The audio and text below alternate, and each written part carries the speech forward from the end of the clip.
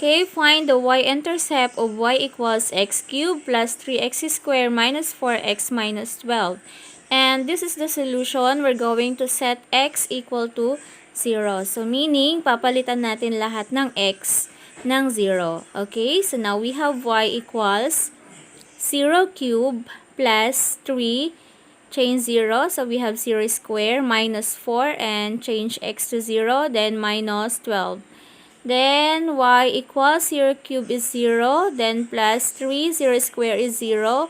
Minus 4 times 0 is 0. Minus 12. Now, 0 plus 3 times 0 is 0.